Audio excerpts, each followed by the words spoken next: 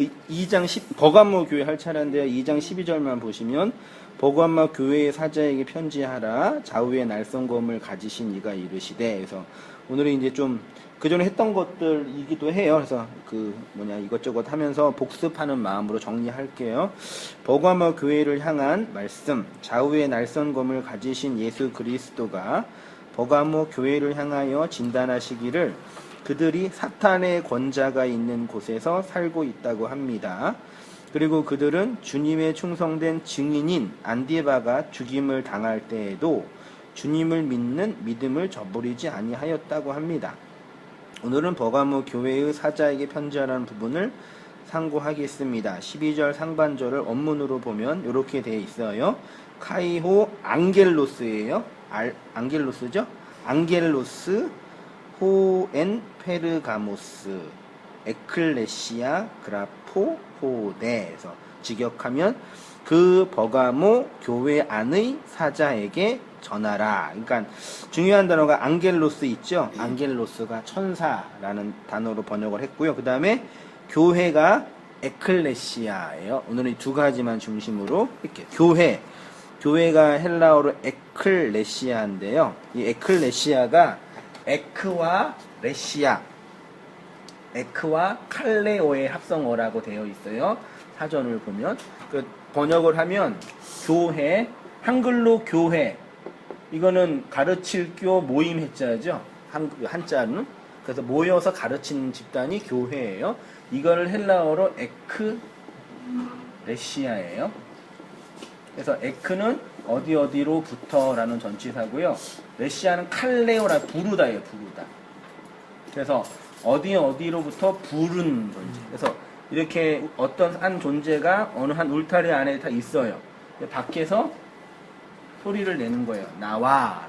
그러면 이렇게 소리 나서 나가는 거. 이렇게 어디로 불려서 가는 거. 이거를 교회라 그러는 거죠. 2000년 교회 역사 동안 이 에클레시아를 성경에서 에클레시아는 우리가 생각하는 이런 이 건물 교회는 하나도 없어요. 다 사람이에요. 건물 교회는 카톨릭이 만들어낸 신학이에요.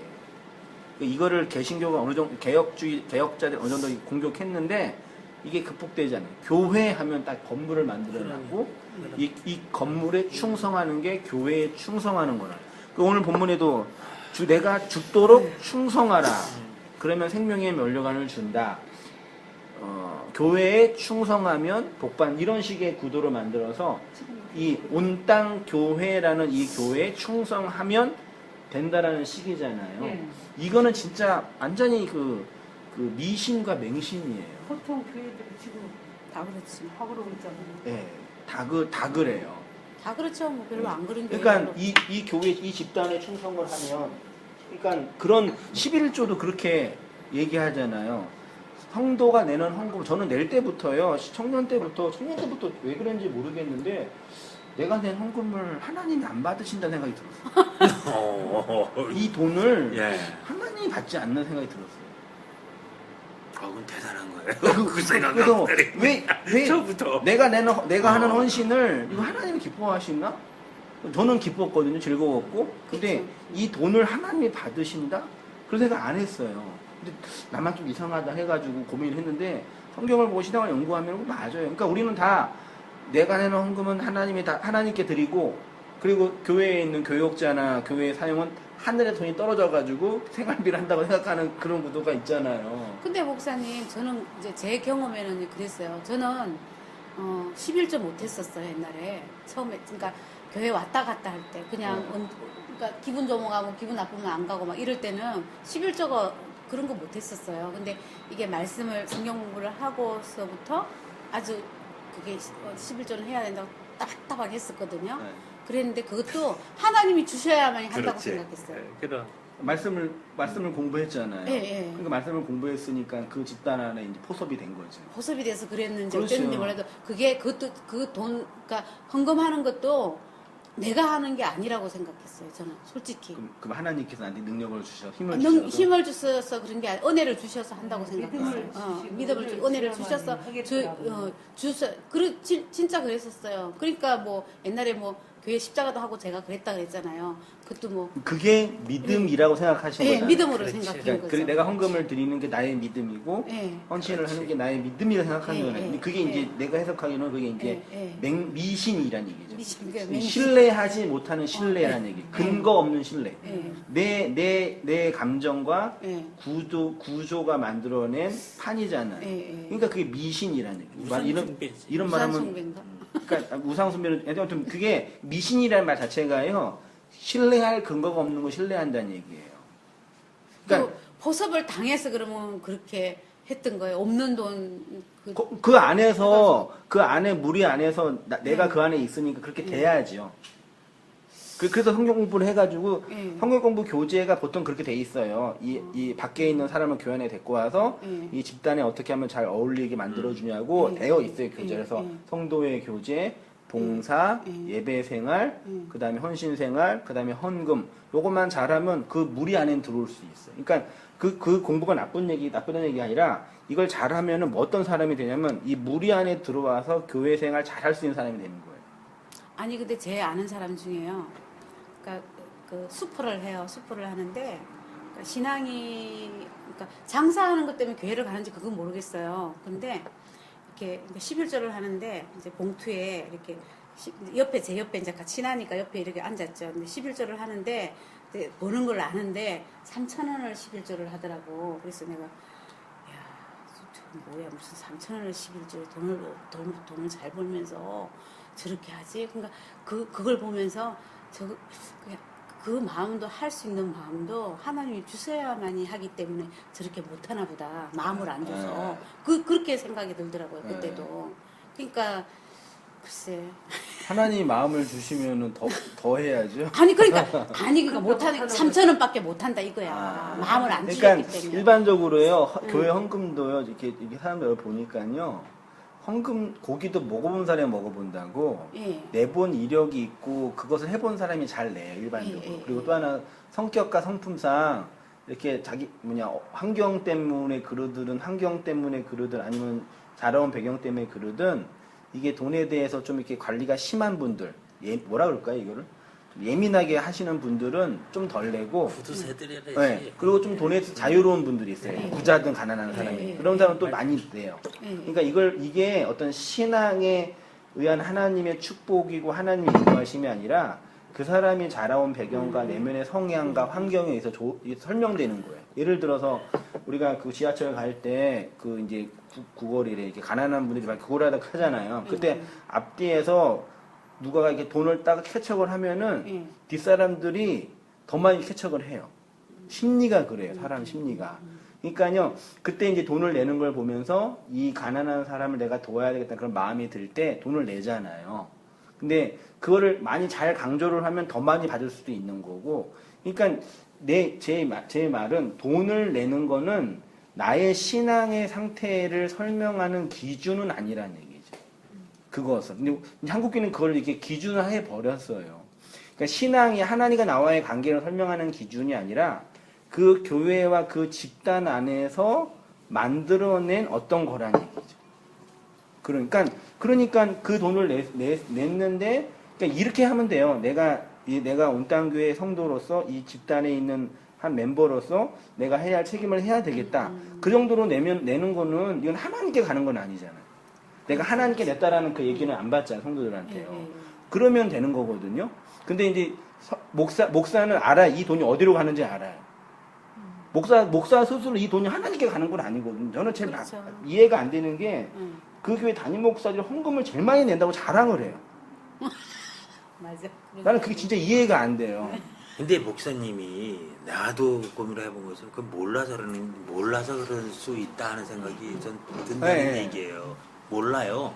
제가 보기에는 왜 그러냐면 우리 같은 경우도 성도들이 헌금 내는 경우 진정한 복음 안에 있는 사람들이 헌금을 내는 경우가 있고 아니면 세상적인 우리가 얘기하는 지금 기존에 있는 교회에 다니는 사람들이 헌금을 하는 경우가 있잖아요. 세상에 말 그대로 맨날 얘기했듯이 세상 교회에 우리 지금 믿는 사람들이 헌금하는 것은 다 99.5% 가톨릭이 추구하는 거랑 똑같을 거예요. 내가 낸 것만큼 상급받는 복을 거예요. 받는 근데 거예요. 가톨릭은요 헌금이 없고요. 예, 상해 회비라고요. 예, 회비라고. 아, 그래요? 거기는 헌금을 이렇게 개신교처럼 안 내고요. 가톨릭은. 일정한 수를 정해야 낼 수를 회비처럼. 그 회비라고 표현이 있더라고 무슨 비라고. 아니, 나 우리 회사 다닐 때 내 연복동이라고. 연보를 안 하고 뭐 모르겠는데 윗사람은 돈 내는 거 보니까 엄청 내더라고요. 그게 기부금 개념으로 내는 거. 전주교 다니는데 엄청 내더라고. 근데 그 내는 돈들에 따라서 상급이 있는 거로 예, 얘기해요. 그게 있죠. 예, 그걸 얘기한다 그죠. 특급 기차표를 끊느냐, 완행 열차표를 끊느냐, 네. 걸어서 가느냐, 이제 그렇기도 이런 해요. 차원으로 생각을 하고 있더라는 그러니까 얘기죠. 우리 개신교가 이제 부흥회 때 돈 걷는 방식으로 했던 그걸 조장하는 거거든요. 부흥회다 해서 이 돈을 하나님께 드리고, 그러니까 그런 거는 진짜 미신적인 행태란 얘기죠. 근데 그게 가톨릭에서 다 온 게 아니냐. 아니 한국의 그 샤머니즘과 개신교가 만난 거. 만난 거지. 왜 한국에서는 네. 가톨릭도 카톨릭은 오히려 돈에 대해서 좀 더 덜해 개신교만큼. 왜냐면 거긴 돈이 많이 필요 없어요. 천국 갈 때 아주 옛날에 그러니까 뭐 그거는 이제 교리종에 그 연장부터 그 뭐라 그래 그걸 면제부 같은 면제부 거는 받고 하면은 뭘 그 면제부가 나온 이유가 뭐냐면요. 이게 돈이라는 게 필요잖아요. 예, 그렇죠. 그러니까 베드로 성당을 지어야 되는 돈이 없잖아요. 그래서 그렇죠. 돈을 거두려고 만든 거고. 그러니까 그러니까 그런 식의 필요해서 만든 거죠. 한국 교회가 말하자면. 교회 그러니까. 건축을 위해서 돈을 여기가 거두는. 그래 그 배운 거 그러니까 아니냐. 제 얘기는 지금 우리 건물 지으니까 있는 분도 내세요. 그러면 끝나잖아요. 근데 이거 바꾸는 거죠. 하나님께서 헌교하니까 돈 내라고. 그러니까 그걸 미신이라 그러는 거예요. 지금 우리 돈이 필요합니다. 우리가 예산이 한 1,000만 원 필요하니까 있는 분 내세요. 이러면은 문제가 없잖아요. 그리고 이제 그렇게 해주면요. 근데 이거를 이제 여러분이 내는 돈은 하나님께 드리는 거고 힘들 때 돈 내는 사람 또 이제 성경에 그런 예도 있잖아요. 또 없는 중에 내성이 복 받은 사람들 조작한 거지 말씀을요. 그래서 내고 그러니까 돈이라는 가치를 걷는 건 되게 중요한 건데 이거를 이제 잘못된 방식으로 걷는 거죠. 그게 미신이라는 얘기죠. 그러니까 돈 자체가 나쁘다는 얘기가 아니라. 그럼요. 하나님 파는 거지. 그래. 네? 하나님 파는 파는 거야. 거. 그렇죠. 하나님 파는 거 정확하게 표현해요. 그러니까 하나교회 다닐 때 목사님 아시죠? 하나교회 저 전에 다니던 교회 그때는 제가 그때 제가 본 것만 11조를 했어요. 남편 안 했어요. 그때 목사님 절 뭐라 그러시는 거야. 하루는 그래서 이제 같이 식사를 하는데 그러시는 거예요. 집사님 것만 하는 게 아니라 남편 것도 해야 된다고. 왜? 남편 교회 다니는데 무슨 남편 걸 11조를 해요, 목사님? 그랬어요. 제가 그랬더니 목사님 그러시는 거야. 그게 누구 거냐고. 하나님 거라고 그러시는 거예요. 그때 별로 그렇게 기분 나쁘게 듣지 않았어요. 솔직한 이야기로. 하나님 거 지금 사실이지. 당연히 하나님 건데 그걸 안 한다고 이제 목사님이 그러다가 힘들지 마시고 나는 처음에 나중에 이제 남편이 회사를 나오고 그러니까 나와가지고 그럴 때 힘들어지기 시작하면서 11조를 남편 걸 떼어먹어서 진짜 그렇게 생각했다니까 맞아요. 목사님. 그 사람 양심과 재치기요. 예. 다 걸려요. 그러니까 그래서 떼어먹어서 그러나? 무당부에 돈 내가 버는 거라니까요. 그래서 그렇게 갖다 붙이기 되게 그러니까 예. 좋은 거든 나쁜 거든 예. 갖다 붙이면 돼요. 아니 그리고 힘들지 말고 또 그 소리까지 하셨어. 그래서 이게 그런가? 처음엔 그랬다니까 목사님 진짜. 그러니까 그 구약에서는 당연히 이제 돈에 대한 11조를 얘기를 한 거고, 그러니까 그 헌금을 또 11조만 내면 되는데 11조 감사헌금, 장학헌금, 1,000번 이제 다 만들어놨잖아요. 그러니까 이게 정말 그러니까 성도들이 돈을 교회에 많이 내면요 좋은 거는 책임감이 생겨요. 그건 분명해요. 그러니까 일단은 내면은 근데 책임감과 신앙을 구분을 못한 거죠. 그러니까 교회를 그게 신앙인 떠났는데 줄 알지, 책임감. 교회를 떠나면 신앙을 떠난다니까요. 그 집단을 떠나면 하나님 뭐 떠난다니까요. 그래요. 이게 문제예요. 그러니까 내가 이 인간이 모인 이 조직에 성실하게 하고 책임을 다하는 그거를 하나님께 했다고 이게 바꿔버린다니까. 그게 나쁘다는 얘기지. 그러니까 이 현상에 있는 이 조직교회, 소위 말해 조직교회, 이 조직교회, 온땅교회라는 이 조직, 우리의 이 모임의 교회는 인간들의 모임이니까 돈이 필요한 거잖아요. 당연하죠. 그러니까 내가 이 모임에서 내가 신앙생활하고 한 공동체 일원으로서 내가 할 수 있는 범위를 하겠다. 이거는 우리들의 문제잖아요. 그러니까 잘 돼도 상관은 못 돼도 상관이 없는 거예요. 내가 힘드니까 돈을 못 낼 수도 있고 또 잘 되니까 많이 낼 수 있고 이건 하나님의 복이니까 그런 개념이 없어진다는 얘기. 이게 사실 되게 저도 어려워요. 이런 부분이. 왜냐면 한 번도 안 했고 또 이게 돈 문제는 그렇게 또 예민해요. 사람이 다. 이게 말로는 다 그러는데 저도 절 속일 때도 있고 또 성도들도 스스로 속이고 이게 다 예민하고 그래서 어쨌든 온땅교회는 지금은 이건 분명해요. 하나님께 드리고 복 받기 위해 헌금을 못해요 이제. 제가 이렇게 이미 말해버려가지고 우리 여러분이 내는 헌금을 하나님 기뻐하시면 그런 거 못해요 일단은요. 그러니까 그러면 다 교회 떠나 목사님 그 소리 하면 다 떠난다니까. 그 떠나요? 떠나겠지. 그렇게 아니 목사님이 변했다고 떠나겠지. 아 그런 소리를 하면 당연하죠. 목사님 그런 말씀 안 그러니까요. 하셨어요. 그렇게는 안 하는데 못하죠 이제. 그러니까 돈이라는 건 우리에게 필요한 이 조직교회에 필요한 것입니다. 그렇게 정하고 이제 많이 버시는 분도 많이 내고 그렇게 하자고 한 거죠 저는. 그렇죠. 근데 그렇게 하는 게 이게 교회의 역사를 보더라도 이렇게 그렇게 설명하는 사람이 없어요. 지금 보니까요. 특히 우리나라 이 개신교 현장에서는 그러면 되냐고 이게. 근데 저도 부교육자 때 이렇게 교회를 이렇게 재정 관리하는 장부를 제가 관리했거든요. 돈은 관리 안 하고 장부만 제가 관리했어요. 근데 장부를 보니까 성도들 헌금이 쭉 나오잖아요. 쭉 나와요. 이렇게 랭킹이 쭉 나와요. 항상 다니면 항상 신경 쓰시는 항상 이렇게 쭉 나와요. 근데 성도들 딱 보면은 교회 재정이 딱 있고 성도들 있으면은요. 성도들이 헌금을 낼 때 11조 감성과 다 있잖아요. 이 성도들이 번 돈의 10분의 1만 잘 내면은 교회 운영에 문제가 없어요. 그러니까 11조만 잘 내면 감사헌금이네 뭐 주정헌금이네 이게 의미가 없어요. 진짜.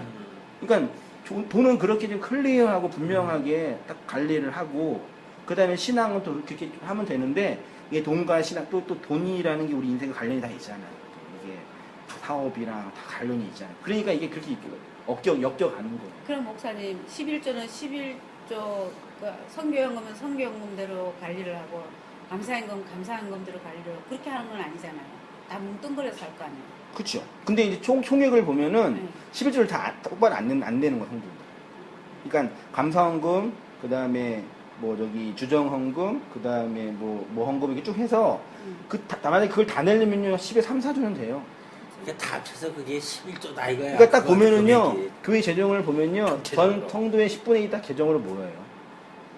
그러니까 갖다 이렇게 빼서 이렇게 붙이지 말고 하나만 딱 내서 교회 재정으로 운영하면 되는 거예요. 교회 재정은 그렇게 재정은 정하고 근데 그렇게 봉투가 많아야 많이 걷어지니까 그렇게 하는 거예요. 그런 심리죠. 그 심리. 그러니까 이제 거기에 이제 신앙이랑 잘못된 어떤 미신적인 맹신기 붙여가지고 성도들을 조정하는 거죠. 근데 사람의 심리는 여러 번 걷게 된다면은 예를 들어서 10,000원을 갖고 한 번에 낼 거를 여러 번 5번 가면 2,000원씩 낸다는 얘기. 그죠? 난 근데 똑같다고 보거든. 결론은 안 그래, 맞아요. 안 그래. 근데 그게 따라 틀려. 아예 아니야. 그러니까 조금 차이 나는데 보편적으로는 그리고 비슷해요. 이게 그 말씀이 11조 그 얘기인데 뭐. 통 돌리는 거하고 안 돌리는 거하고 또 차이가 있잖아요, 목사님. 아니 차이 많이 안 나요. 그러니까 이렇게 통을 놔두는 거 하고요, 목사님. 네. 그렇다 그러던데요. 아니요. 통 돌리는 거하고. 한 달, 2달은 차이 나는데요. 예. 나중에 결산하면 똑같아요. 돈은 나올 구멍에서 나오는 거라니까요. 말하자면요. 이게 빚내서 어떻게 할 수 있는 게 아니에요. 돈을 낼 수 있는 구조를 잘 만들어 놓고 언제든지 낼 수 있게 하는 그렇게 해서 좀 올라갈 수는 있는데 전반적인 교회 재정 흐름은요. 아니 교회라는 게 20만 원, 200만원으로 움직이는 곳은 아니잖아요. 이게 한 달 많이 받고 그 다음날 좀 그런가 이게 전체로 봐야 되는 거잖아요. 1년 예산, 10년 예산. 그렇게 해서 쭉 가야 되는 건데 이게 한 번은 많이 걷게 하고 그리고 맨날 부흥회 하고 뭐 하고 맨날 하잖아요. 이렇게. 그런 거죠. 그런 분. 그러니까 이 돈의 11조랑 신앙과 내용의 말씀의 11조를 잘 구분을 해야 됩니다. 그래야지 교회 안에서 신앙에 대한 바른 정의가 생기고 혹시 이제 재정적인 어려움 때문에 고통받는 분들이 거기서 자유로울 수 있고 또 혹시 그것 때문에 이제 많이 내거나 하는 사람이 그것 때문에 또 교만하지 않을 수 있고 또 그렇게 좀 되지 않을까 아직 한 번도 안 가봤지만 그런 흐름인 것 같아요 지금은. 지금 교회에서는 지금 걔 11조다 그러면 그 11조에 대한 그릇에만 매달려가지고 내용에 대한 11조의 내용은 다 버려버리고 이거에만 다 모든 게 있는 거냥 살아가니까 여기에서 벗어나지 못하고 이게 감옥이라는 얘기지 뭐. 또 실제로 또 교회에서요 교회 100명이 있으면 11조를 다 하는 사람이 3분의 1도 안 돼요. 안 되겠죠.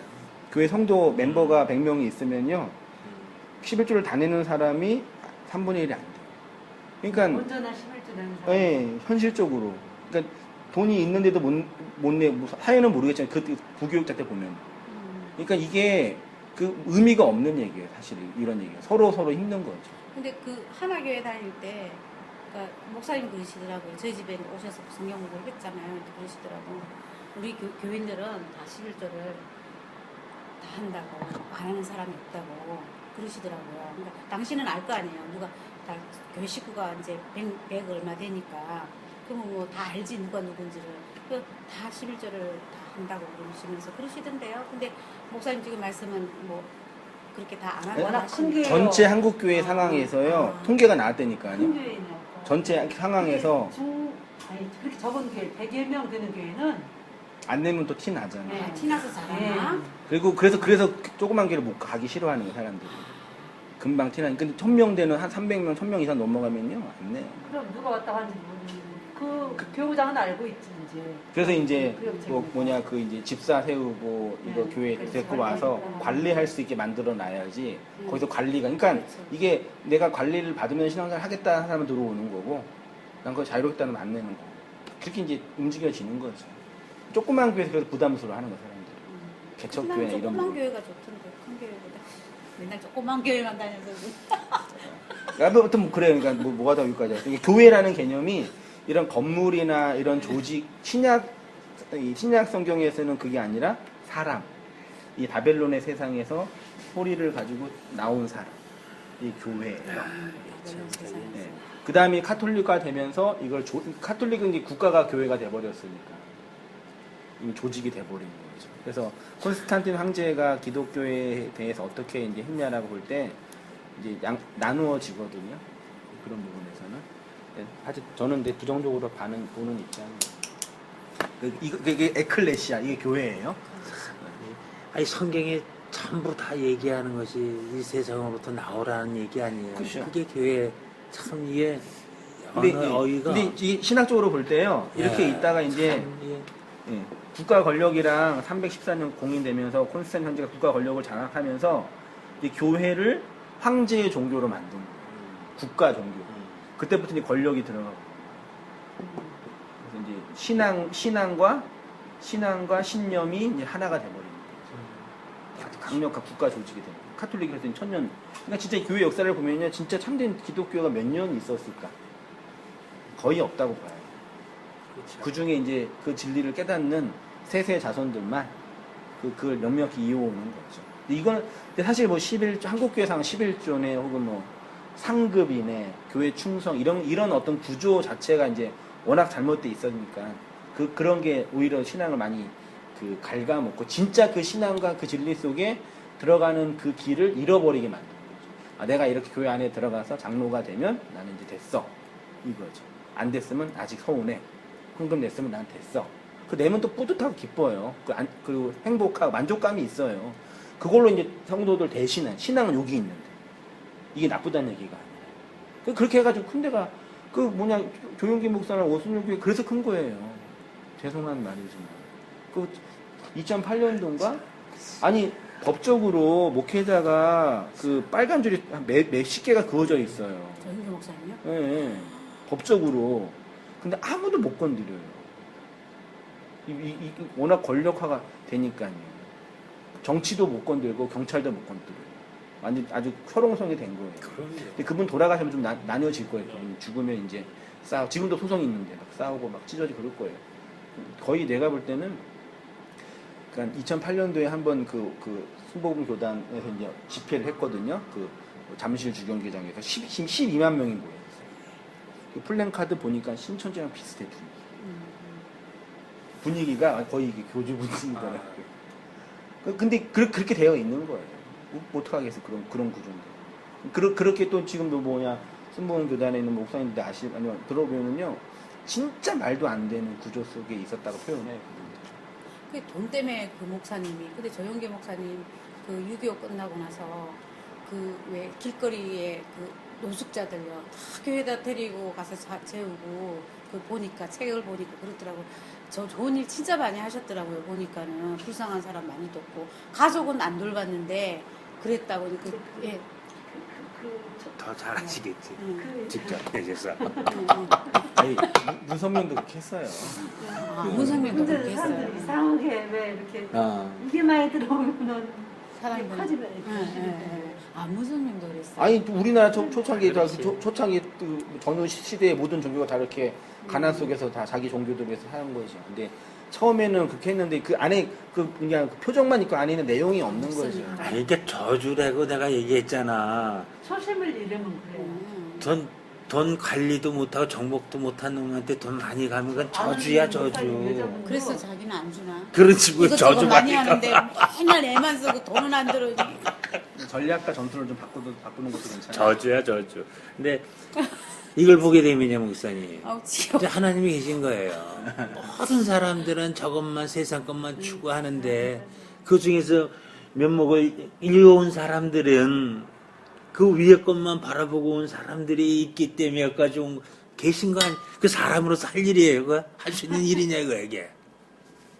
이 오신 분들 보면은 참 대단한 거예요. 그렇죠.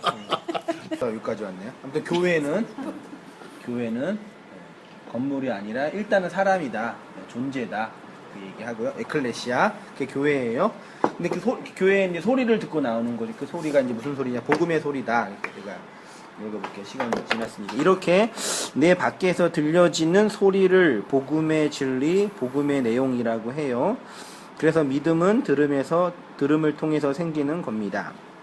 그 들음은 복음을 설명하는 소리일 때만 바른 들음이고요. 그런데 그 들음이 인간의 지성의 무지와 마음의 편견을 극복하여 깨달음으로 이해되지 않으면 마음의 강팍함을 해결하지 못합니다. 여전히 강팍한 마음과 왜곡된 지성으로 하나님을 알지 못하게 됩니다. 이러한 복음의 소리를 듣고 마음으로 반응하는 것을 뭐라고 그래요? 회심이라고 하고요. 사람의 마음 안에 복음의 씨가 심기워진 것입니다. 이렇게 복음의 소리를 마음에 담고 있는 사람은 또 다른 의미에서 누구요? 소리를 내는 자. 그러니까 이 율법의 세상에서 밖에서 들려지는 소리를 듣고 나온 사람이죠. 그러면 이게 에클레시아예요. 교회예요. 그러면 이 교회 안에 뭐가 있어요? 소리가 있는 거죠. 그렇죠? 이 소리를 듣고 나왔으니까 이게 뭐라? 이게 메시지. 그러니까 피선교가 뭐가 문제냐면 이 메시지 소리의 내용이 없는 거예요. 이게 제가 이걸 말이라고 표현한 거죠. 메시지를. 그러니까 교회는 그 소리를 듣고 나온 거죠. 그러니까 지금 우리 온땅교회 모든 성도님은 이 소리가 있는 거잖아요. 이게 무슨 소리인지 아시는 거죠. 그래서 나오시는 거잖아요. 그 소리를 담고 있는 거예요, 교회는. 그래서 그게 교회예요. 그래서 그 소리를 담고 있는 존재를 오늘 본문에 뭐라고 해요? 그게 이제 안겔로스. 천사. 그러니까 안겔로스라는 개념 자체가요, 메시지를 담고 있는 존재. 네, 메시지가 있는 존재. 소리를 내는 자. 그래서 이걸 사자. 저는 옛날에 사자 해가지고 이게 어떻게 사자가 라이온인지 뭔지 이 메시지를 전달하는 존재잖아요. 사자예요. 그래서 그게 이제 안겔로스라. 그러니까 우리가 흔히 안겔로스 천사를 그 이제 어떤 영적인 존재 정도로 생각하잖아요. 물론 성경이나 헬라 시대 문헌을 살펴보면은 영적인 존재에 대해 설명이 있긴 있지만 그것과 함께 뭐가 있어요? 메신저. 그러니까 천사는 메신저다. 그러면 딱이에요. 그러면 그 진리를 받아서 소리를 듣고 나온 우리를 교회라 그러죠. 에클레시아. 그럼 그 에클레시아가 그 소리의 내용을 갖고 있으니까 그 소리를 내죠. 그거를 사자, 천사. 그러면 말하자면 성도가 뭐가 돼요? 안겔로스, 천사, 메신저가 되는 거예요. 그 예수님이 뭐가 돼요? 천사, 장이 되는 거죠. 그런 의미에서는. 메시지를 중심으로 모였어요. 예수님이라는 그 존재가 메시지가 있잖아요. 말씀의 내용이 있죠. 그 내용을 교회라는 우리가 담고 있잖아요. 그럼 우리도 예수님처럼 그 메시지가 있는 거네요. 그래서 그걸 사자라 그러는 거죠. 그게 이제 안겔로스예요. 메시지를 담고 있는 버가모 교회. 그러면 버가모 교회의 사자란 누구이겠습니까? 버가모 교회를 돌보고 있는 수호천사도 아니고 버가모 교회를 대표하는 담임 목사도 아닙니다. 버가모 교회의 사자란 버가모 지역에 모여있는 교회, 복음의 진리의 소리를 듣고 그 소리가 들려오는 쪽으로 불려나온 그 교회. 그래서 그 소리의 내용을 메시지로 담고 있는 그 교회를 뭐라 그래요? 사자, 메신저. 그러니까 오늘날 이 기독교라는 종교 집단이 그 종교 집단에 모여 있는 소위 말해 성도, 교인, 믿는 자, 그리스도인, 신자의 개념을 이게 메시지 중심으로 안 풀고 있는 거예요. 성도는 거룩한 무리죠. 교인은 교회의 멤버네요. 교회의 중심이죠. 그럼 믿는 자는 신앙, 불신과 신앙의 차원 이런 식의 이 교회에 소속된 어떤 집단의 멤버 정도로만 이해하는 거예요. 근데 이 사자라는 개념 속에는 그 복음의 내용을 담고 있는 존재다 얘기죠. 그러면 앙겔로스, 사자라는 단어가 담고 있는 의미는 뭐냐?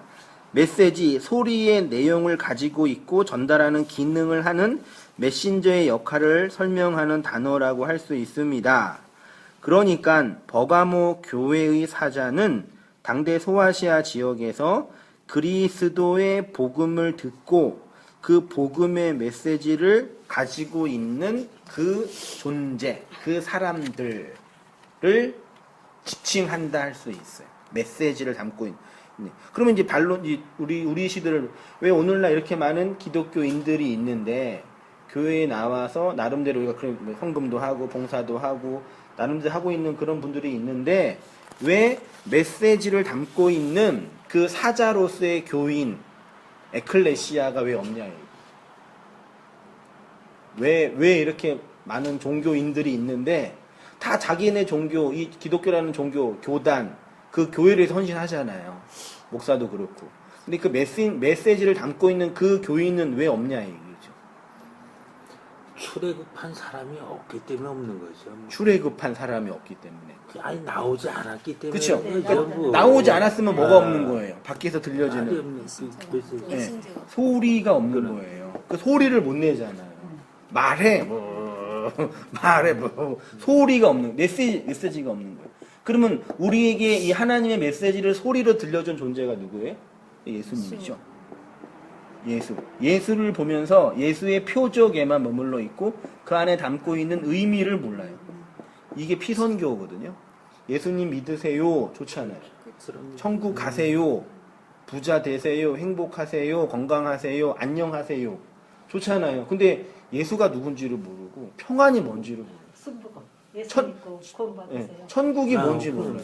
예수 믿고 구원받고 천국 가자. 천국 가서 헌신해서 축복받자. 이게 두 가지. 예수 믿고 구원받고 11조에서 복받자. 이 두 가지잖아요. 그러니까 이 피선교만 하는 거예요. 그러니까 다 이 시대의 사람들이 그러니까 어떤 차이냐면요. 동물은 자기의 본능에 따라만 움직이죠. 동물은요. 인간은 인간의 보편적 욕망을 따라 움직여요. 선악과 먹은 욕망. 그 욕망을 따라 움직이는 거예요. 동물보다 나은 욕망. 근데 그 욕망 안에 갇혀 있는 거예요. 그렇죠. 종교라는 그 욕망, 내 천국이라는 욕망, 내 행복이라는 욕망. 이거 아세요? 이거 아시겠어요? 저도 이런 말하는 것 자체가 저도 놀라워요. 내가 말하고 이걸 또 말하고 있는 것도 놀라워. 이걸 또 누가 또 이해할까도 놀라워요. 진짜예요. 말하면서도 내가 스스로 이해가 안 되는 거. 이거 어떻게 내가 이걸 이해했지? 이 가능한 존재 문제고 일단 이 피성교 안에 갇혀서 예수라는 표적 안에 갇히는. 그럼 예수라는 표적을 우리가 알고 있죠? 날려 죽으신 예수. 그럼 이 예수라는 표적을 통해서 메시지를 담기 위해서는 어떻게 해야 돼? 내용을. 이 예수가 어떻게 해야 돼? 예수가 없어져야 돼. 예수를 죽여야 진리가 떨어져요. 이것도 발문 예수가 죽어야 돼요. 이 예수를 죽여야 되니까요. 예수를 섬기는 게 아니라 이게 잘 이해하셔야 돼요. 예수를 왜 죽여야 하는지 알겠어요? 십자가에 달린 그 예수가 나 앞에서 죽어야 돼요. 그래서 베드로랑 그 창녀 마리아 두 사람이 있잖아요. 베드로는 예수님이 나 죽을게 그러니까 죽지 마세요. 당신 죽으면 안 돼요. 내가 지켜줄게요. 그랬어요. 그러니까 예수님이 뭐라 그래요? 베드로한테 사탄아 왜 널 날 대적해 그러는 아니 베드로가 예수님 살려준다고 그러는데 의열단 된다 그러는데 너 사탄이야 그러는 거예요. 근데 마리아한테는 갑자기 밥 먹고 있는데 와가지고 머리 뭘 뿌리는 거 뭐해? 잘 가시라고 향을 뿌려주자. 얼른 죽으세요. 장사 지내야죠. 아니 안 죽어요 그러는 거예요. 마리아는요. 향 뿌리는 게 그거거든요. 시체에다 뿌리는 거니까. 마리아는 이게 복음이거든요. 그러니까 우리가 이 베드로의 이게 신앙인지 안 되니까요. 당신 죽으면 안 돼. 이 예수 죽어야 돼요. 이 예수가 죽어야지 내가 산다고요. 그러니까 이 예수라는 표적에 매여 있는 이유는 이 예수를 살려놓고 열심히 섬기는 거예요. 이게 적그리스도거든요, 사실은요. 적그리스도. 그리스도 반대에 있는 존재. 그런 개념. 그러니까 오늘날 이 종교인들이라고 하는 사람들이 어떤 부류인지 보세요. 이 예수랑 불상이랑 차이가 뭐예요, 도대체? 똑같지 뭐. 예수랑 나는 진짜 며칠 전에도 어느 전에 들어가가지고 기독교인들 다 불상 부시고 무슨 짓인지 모르겠어요. 그게 하나님이지. 아니 예수랑 불상이랑 차이가 뭐냐고 도대체. 이 차이가 있어요? 무슨 차이가 있는데? 다 사람이 만든 그 그림이고 상인데. 예수가 죽는다. 예수가 죽는다는 것은 이렇게 난 이해를 해왔거든요. 예를 들어서 내 안에 들어와 있는 씨가 예수의 씨가 내 안에 죽어야만이 그 씨가 죽어야만 나무가 자라고 열매가 열릴 거 아니겠습니까? 그런 개념의 죽음, 그게 십자가의 죽음이 아닌가 그렇게 이해해도 그렇죠. 네. 그 맞아요. 그 말은 네. 맞아요. 그렇게 말면 이제 그렇게 하시면 예수라는 존재, 예수의 존재, 예수의 사역, 예수의 인기, 우리가 예수를 닮아가자고 그렇게 말하는 사람이 많이 있는데 나 진짜 답답하다니까요. 무슨 예수님 닮게 뭐가 있대 도대체요. 그분이 헌신적으로 예수님이 우리가 예수님처럼 십자가에 죽자는 얘기가 뭐예요 도대체. 인격, 이분의 사역, 존재가 나의 표적이 이게 죽고 이게 죽어서 뭐가 나와요 예수에게? 메시지가 나오는 거예요. 내용이에요. 이 표적이 깨트려져서 내용이 나오는 거예요. 그 이야기가요. 나중에 공부하겠지만요. 일단 보면은 이 존재와 사역보다는 그 안에 있는 내용으로 담아야 되는 거예요. 맨 아래 예수님이 담고 있는 메시지 있죠. 맨 아래 단락에서요. 우리에게 있어서 예수님이 중요한 이유는 그분이 행한 이적과 기적과 놀라운 일이 아니라 그 일을 행함으로 우리에게 전달하고자 하는 메시지.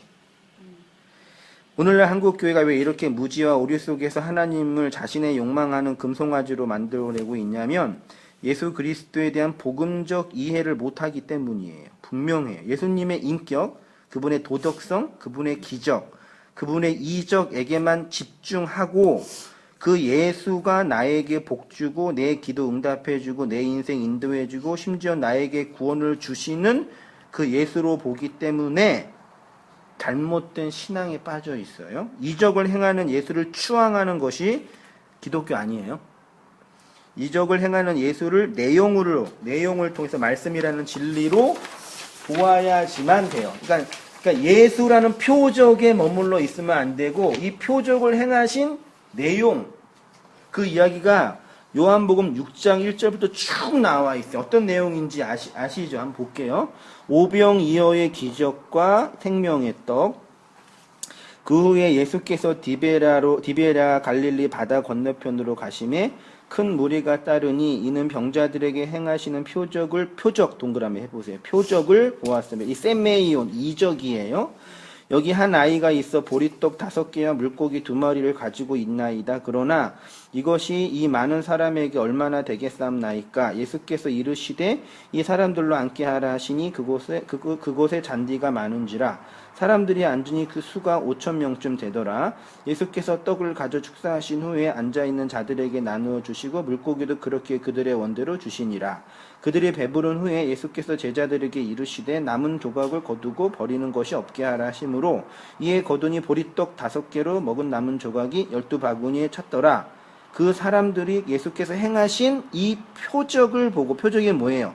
오병이어, 물고기 오병이어로 5,000명 먹인 그 표적이 있죠. 표적을 보고 이는 참으로 세상에 오실 선지자라. 그러므로 예수께서 그들이 와서 자기를 억지로 붙들어 임금 산무, 그러니까 이 보니까 대박이거든요. 표적을 보니까요. 근데 예수님 어떻게 했어요? 혼자 떠나갔어요. 혼자 떠나간 다음에 그 다음에 제자들을 모아놓고 다시 이제 성경 공부하는 거예요. 26절 예수께서 대답하여 이르시되 내가 진실로 진실로 너희에게 이르노니 너희가 나를 찾은 것은 표적을 본 까닭이 아니요 떡을 먹고 배부른 표적 안에 있는 내용을 보지 못하고 그 표적 자체 떡 먹고 배부른 것으로 온 거래요. 27절 썩을 양식을 위하여 일하지 말고 영생하도록 있는 양식을 위하여 일하라. 양식은 인자가 너희에게 주니 인자는 아버지 하나님께서 인치신 자니라. 그들이 묻되 우리가 어떻게 하여야 하나님의 일을 하오리까? 예수께서 대답하여 이르시되 하나님께서 보내신 이를 믿는 것이 하나님의 일이니라. 그들이 묻되 그러면 우리가 보고 당신을 믿도록 행하시는 표적이 무엇이니까? 하시니 일이 무엇이니까? 기록된 바 하늘에서 그들에게 떡을 주어 먹게 하였다 함과 같이 우리 조상들은 광야에서 만나를 먹었나이다. 예수께서 이르시되 내가 진실로 진실로 너희에게 이르노니 모세가 너희에게서 하늘로부터 떡을 준 것이 아니라 내 아버지께서 너희에게 하늘로부터 참떡을 주시나니 하나님의 떡은 하늘에서 내려 세상에 생명을 주는 것이니라. 그들이 이르되 주여 이 떡을 항상 우리에게 주소서. 예수께서 이르시되 나는 생명의 떡이니라. 그러니까 지금 이게 오병이어의 그 떡의 표적의 내용을 뭘 설명하냐? 예수님 자신의 육체를 얘기하시는 거잖아요. 근데 이 당시에 모든 사람들은요, 예수님이 행한 그 표적 자체에만 집중한 거예요. 무슨 말씀인지 아시죠? 오늘날 똑같다니까요. 그 다음에 60절 아래 보세요. 제자 중 여럿이 듣고 말하되 이 말씀은 어렵도다. 그러니까 이 떡에 대한 설명을 쭉 하니까 이해를 못하는 거예요. 누가 들을 수 있느냐? 그때부터 그 제자 중에서 많은 사람이 떠나가고, 그러니까 이적을 행할 때는 수십만의 사람이 모여들었는데요. 그 이적을 행한 그 떡의 내용을 설교할 때는 다 떠나가는 거예요. 아무도 이해 못하는 거예요. 그리고 예수님이 상처받았죠. 너희들을 떠나갈래? 그 물어본 거예요. 생명의 말씀이 여기 있는데 누가 알아서 했는지 모르겠지만 이 무슨 의도인지 아시겠죠?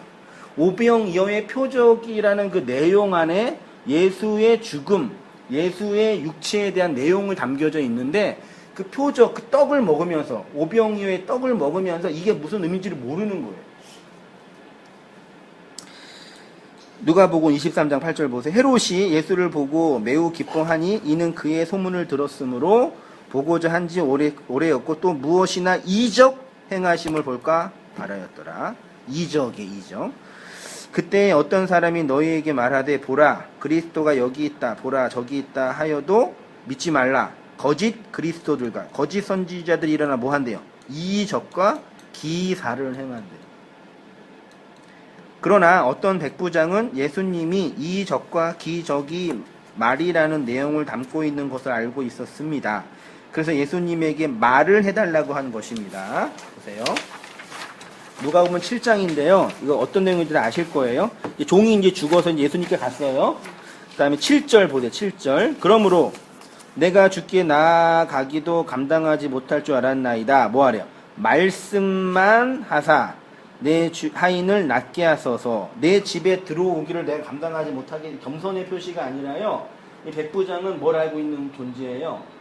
예수님이라는 그 표적 안에 있는 메시지의 내용을 알고 있어요. 그러니까 지금 당신이 표적으로 내한테 오는 게 중요한 게 아니라 당신이 그 말, 당신이 갖고 있는 그 내용의 그 말을 우리 집에 건네주면 우리가 살 수 있습니다. 그게 앞에 있는 오병이어의 기적으로 떡 먹은 사람과 정반대예요. 어떤 말씀인지 보이세요? 이 본문을 통해서요. 그 다음에 예수님이 뭐래요? 이만한 믿음을 만나보지 못하였노라. 이만한 믿음이 무엇인가? 예수님이 칭찬하시는 이만한 믿음이 무엇이겠습니까? 백부장이 가지고 있는 믿음의 내용이 무엇이겠습니까? 예수라는 표적, 껍데기가 말하는 내용을 가지고 있는데 사람을 살릴 수 있는 것은 예수의 표적과 예수라는 그 표적, 껍데기. 당신이 지금 우리 집에 오는 게 중요한 게 아니라는 거예요. 그 육체로는 그 예수가 우리 집에 오는 게 중요한 게 아니라 당신이 담고 있는 그 메시지의 내용이 우리한테 와야 된다는 얘기예요. 놀랍지 않나요? 저는 이거 보고 진짜 야, 이런 복음이 이렇게 이해가 된다니 진짜 공부하면서 놀란다니까. 이게 이해가 되다니 참 이해되시죠? 집사님 되세요 이거요? 네. 그 존경하고 사랑스럽고 영광스럽고 성스러운 그 예수라는 그 존재가 아니라요. 당신이 지금 오는 게 중요한 게 아니라 네가 담고 있는 그 메시지의 내용이 내 안에 들어와야지 내가 산다는 거예요. 그래서 죽어야만 된다는 거 아니에요? 그렇죠. 그래서 이만한 믿음이라 그런다니까요. 예수님 우리 집에 오는 것조차 황송한 그런 어떤 겸손한 사람이 아니라 생각해보세요. 그 당시에 선지자라고 추앙받는 그 짱인 그 예수가 내가 니네 집에 갈게 그러니까 오지 마세요. 올 필요 없어요. 말만 하세요. 이거 얼마나 황당한 거예요. 전 그게 놀란 게 아니라 목사님이 이걸 이렇게 해석을 해놓은 게 놀라워. 내가 이상해요? 아주 대단하시죠. 분명하죠. 이게 이런 그러니까 놀랍다니까요. 분명하잖아요. 분명하죠. 그 예수님 이만한 믿음이라고. 네가 진짜 믿음이 있구나. 그래서 구원이 임한 거예요, 그 집에. 복음의 메시지를 담고 있는가? 그런 의미에서 육체로 오신 예수의 표적과 껍데기를 통해서 그 내용을 알고 있는 존재를 사자, 천사라고 할 수 있어요. 메시지, 말을 담고 있어서 그 말을 전달할 수 있는 존재. 그 백부장 그걸 알은 거죠. 당신의 기적, 당신의 이적, 당신의 능력이 중요한 게 아니라 당신의 그 진리가 중요하다고. 그러니까 진리의 말과 상관이 없었던 우리가 그 예수의 죽으심으로 그 진리의 내용을 말로 가지고 있으면 내가 사탄의 자리에서 천사의 자리, 앙겔로스의 자리로 오는 거. 그거를 또 다른 의미에서 그리스도, 그러니까 그리스도의 역할을 하는 존재가 되는 거예요. 우리가 신격이 돼서 막 그렇게 되는 게 아니라 그 말을 담고 있는 존재가 되는 거죠. 그게 이제 그 얘기예요. 앙겔로스의 자리, 사자의 역할을 하는 존재가 되는 것입니다. 예수를 믿어서 그리스도의 영을 받아 그리스도인이 되면 그리스도의 역할을 하는 것과 같은 이치입니다. 그리스도의 복음을 받은 우리가 그런 존재로 역할을 하게 되는 것입니다. 바울 자신이 그리스도의 복음을 전하는 표적이 된다고 한 것입니다. 보세요. 내 형제들아 너희가 스스로 선함이 가득하고 모든 지식이 차서 능히 서로 권하는 자임을 나도 확신하노라. 그러나 내가 너희로 다시 생각하게 하려고 하나님께서 내게 주신 은혜로 말미암아 더욱 담대히 대략 너희에게 썼노니 이 은혜는 곧 나로 이방인을 위하여 그리스도 예수의 일꾼이 되어 하나님의 복음의 제사장 직분을 하게 하사 이방인들을 제물로 드리는 것이 성령 안에서 거룩하게 되어 받으실 만하게 하려 하심이라. 그러므로 내가 그리스도 예수 안에서 하나님의 일에 대하여 자랑하는 것이 있거니와 그리스도께서 이방인들을 순종하게 하기 위하여 나를 통하여 역사하신 것 외에는 내가 그 존재가 됐다는 얘기 메신저가요. 내가 감히 말하지 아니하노라. 그 일은 말과 행위로 표적과 기사와 능력으로 성령의 능력으로 이루어졌으며 그리하여 내가 예수 예루살렘으로부터 두루 행하여 일루경까지 그리스도의 복음을 편만하게. 그러니까 예수가 전한 그 내용, 복음의 내용, 그 표적에 머물지 않고 그 표적 안에 있는 내용을 말로 전한 거죠. 메신저, 천사로. 그러니까 누군가 나에게 그 진리를 전하면 제가 집사님께 이 예수의 복음을 전하면 제가 집사님께 뭐가 돼요? 아니, 메신저가 되는 메신저. 네. 그게 천사예요. 네. 천사라고요. 제가. 감동적이지 않으세요? 진리를 전하면 그 진리를 받는 자에게 천사가 되는 거라고요. 메신저. 그래서 가브리엘, 미가엘에서 천사예요. 엘 하나님을 전하는 존재예요. 그 메신저로 교회가 있는 거예요. 그러니까 우리 그래서 L이라고. 네. 그래서 교회 안에서 부름받은 사람은 그 메시지를 담고 있는 존재가 되는 거예요. 그는 인격, 성품, 윤리, 도덕, 재산의 유무와 상관이 없이 그 메시지라는 얘기. 날개 달린 게 천사인 줄 알았어요. 날개 달린 거는 사람이 그거 얼마나 무서워. 날개 달린 게 닭날개 달린 천사 그거 얼마나 무서워요. 표현을 그렇게 해서 그 이사야에 있는 그 날개는 6개 날개? 그 날개 그러니까 네. 그 고대 시대부터요 새 날개는요 신이 인간에게 메시지를 전하기 위해 사용한 도구라고 그랬어요. 새 날개가요 헬라 시대예요. 날개가 그런 메신저 역할을 하는 거라니까요. 그거를 이제 문학에 사용해가지고 이 천사 날개 그 날개를 펴가지고 어떤 그런 신적인 존재를 우리가 상상을 무슨 종교가 판타지예요? 그 기독교가요? 판타지 영화 SF 영화도 아니고 다 판타지로 이해한다니까요. 다 그렇게 가르쳤으니까 그렇게밖에 모르는 거죠. 목사라면 그 목사님들이 잘못인 거지. 과연 여태까지 그렇게 안 했지. 과연 그래요? 과연 그러나요? 목숨. 그다음 여기 마태복음 16장 1절이요. 바리새인과 사두개인들이 와서 예수를 시험하여 하늘로부터 오는 표적을 또 구해요. 표적 보여 그래요. 예수께서 대답하여 이르시되 너희가 저녁에 하늘이 붉으면 날이 좋겠다 하고 아침에 하늘이 붉고 흐리면 오늘은 날이 굳겠다 하나니 너희가 날씨는 분별할 줄 알면서 시대의 표적은 분별할 수 없느냐. 악하고 음란한 세대가 표적을 구하나 요나의 표적. 예수라는 그 실체가 죽음으로 설명된 그 표적. 그거 아니고 그거 빼는 뿐이는 보여줄 게 없다고 하는 거죠. 그러니까 모든 이적과 표적은 그걸 행하네요. 아까 우리 말씀 준비하고 기다리면서 인터넷에 그 신사도 운동 같은 그런 유튜브에 있는 걸 봤는데 집회를 하는데요. 난리도 아니에요. 막 이러고 막 이렇게 한이가 쓰러지고 날아가고 막 열방가도 그래. 그 무슨 짓이에요? 그거 잘하는 데가 홍대 가면 오늘 밤 뜨겁게 하겠네 애들이. 그 불빛 아래 술 마시고 그거 하고 있어요. 술 마시면서 똑같아요 보니까요. 술집 하는 거랑요. 기독교는 사람 지성을 밝히는 기능을 하는 거지 지성을 맹하게 만드는 게 아니라니까요. 바보로만 짐승도 아니고 그렇게 만들어. 그리고 막 상처를 치료했다고 그러고 그 완전히 그거는 진짜 그 차라리 술 파는 거는 기분이라도 좋게 하지.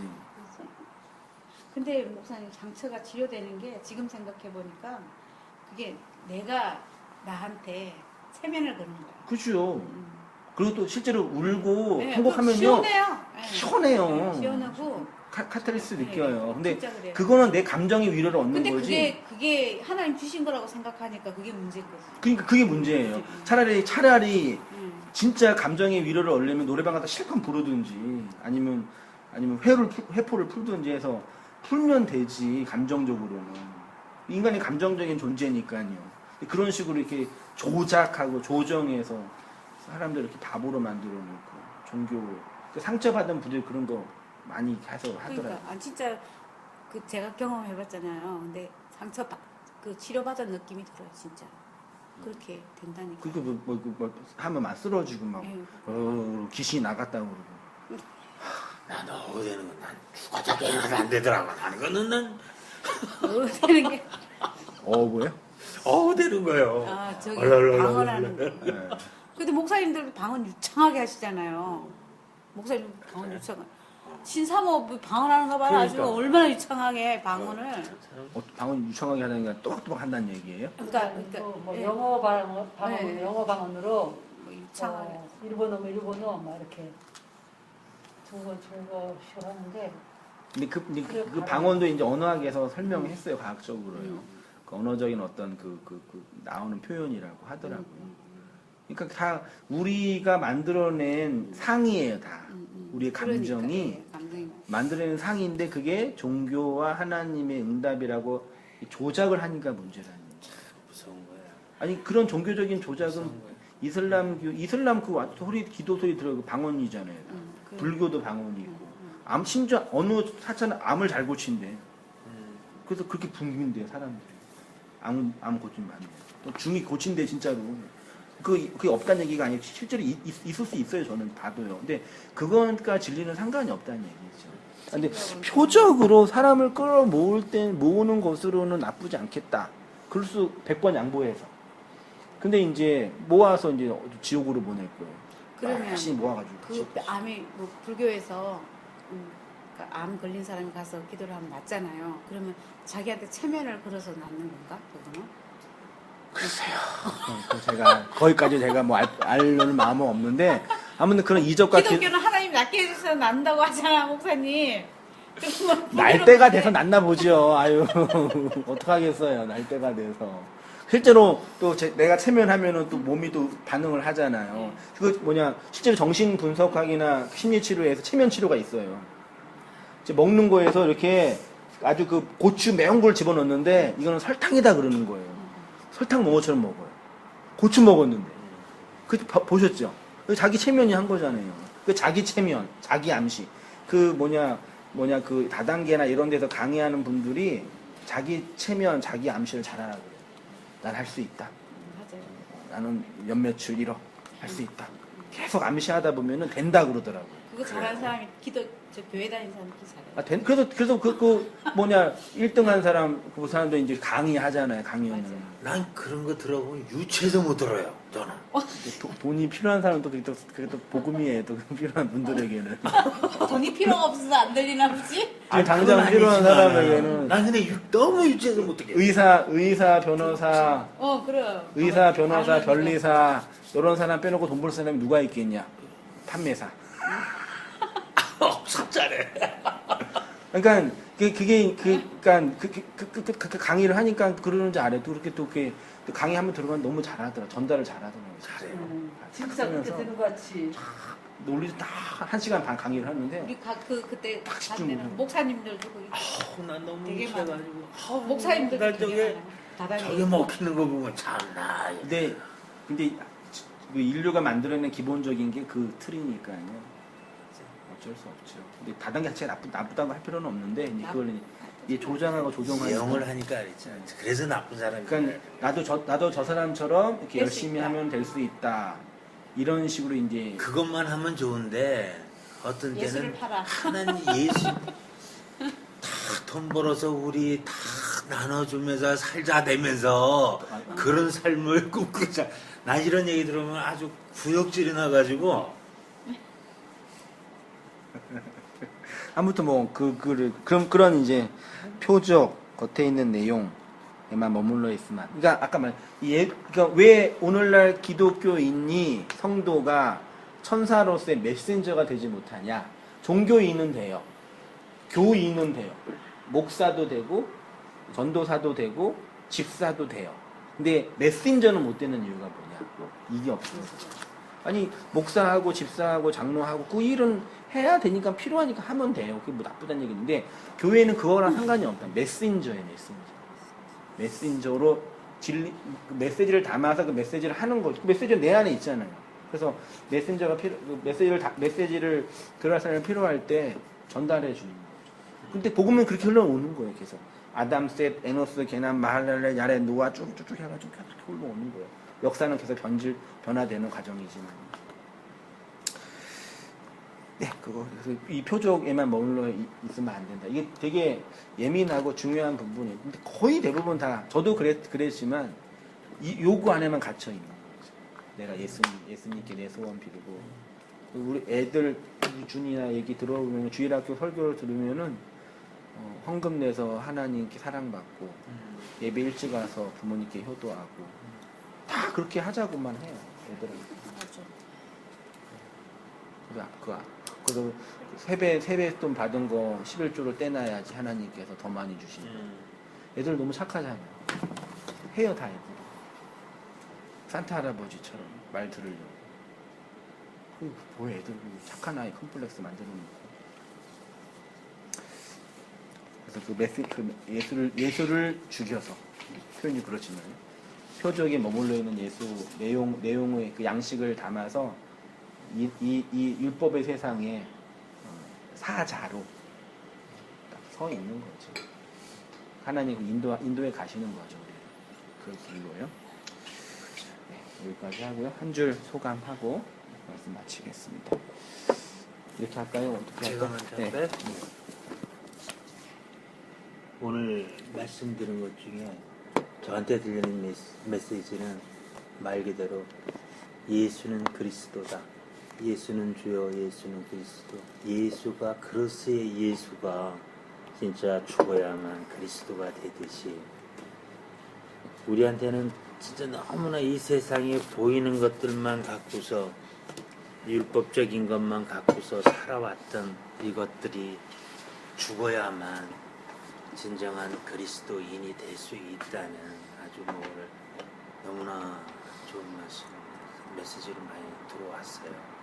그래서 모든 이 세상 코스모스나 율법이나 이런 것들은 하나의 몽학 필요하지 않다는 것은 아니지만 몽학 선상으로서 그것을 통해서 진정한 그리스도를 보는 것, 이것이 우리 그리스도인들이 꼭 가져야 될 부분이 아닌가. 그것을 위해서 하나님이 우리를 이 세상에서 이렇게 불러내시고 아까 홀링을 하시고 하는 부분들을 회심이라고 지금 말씀 또한 하셨지만 그 세상으로서 빨리 나가서 그 길로 가는 여정의 길로 우리 계신 성도도 우리 교회에 되시는 분들이 같이 합심해서 이렇게 될 갈 길이 아닌가 하나님의 뜻으로 그런 생각들이 많이 드네요. 아주 잘 하시고 좋았습니다. 저한테. 아까 다 했어 통과. 언제 하셨어요? 아까 뭐 이야기 많이 했죠. 하셨어요? 아니 통과할까요? 마음이 이렇게 목이 많이 약하세요? 원래 좀 약하세요? 감기? 아니요. 그건 아니세요? 저희 표정에 갇혀 있지 말라는 말이 계속 맴도네요. 깊이 생각해 보려고. 맞아요. 근데 그 표적이 이제 우리 욕망과 이제 결탁돼 있으니까요. 나야말로 내 안에 그릇에 표적으로 그냥 난 진리를 담고 있는 줄 알았는데 오늘 말씀 공부를 하면서 너무나 헛된 걸 많이 담고 있는 걸 다시 깨닫고 이제 메시지